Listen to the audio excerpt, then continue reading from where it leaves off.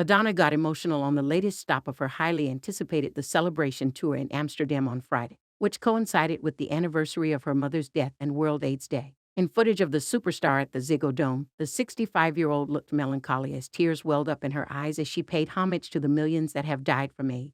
Today is World AIDS Day. Do you know that? Is that important to everybody? She asked the crowd, before opening about losing loved ones and colleagues to the disease. She continued, "When I first came to New York, I was lucky enough to eventually meet and become friends with so many amazing artists.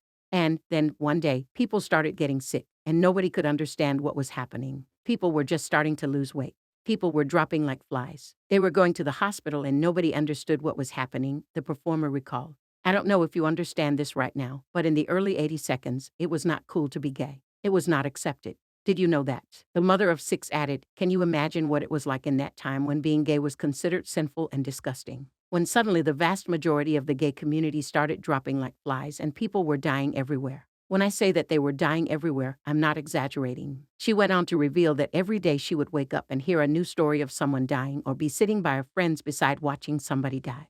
Nobody in the medical community wanted to do anything about it because they said, well, F it, they're FS, they deserve to die. "It was a pretty devastating, scary time," Madonna painfully remembered.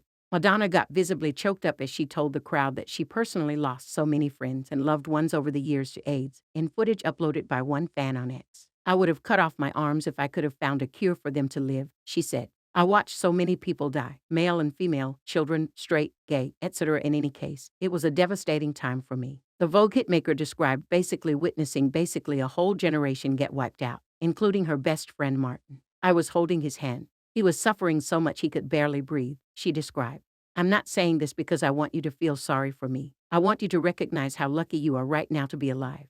One day later, she posted to Instagram about waking up feeling so overwhelmed with sadness that words felt meaningless on World AIDS Day. "It's hard to explain the sense of loss and confusion and despair for so many people," she captioned a video from her concert. She explained that she chose to pay her respects to those that died of the disease as her show is a retrospective of her journey over the last 4 decades.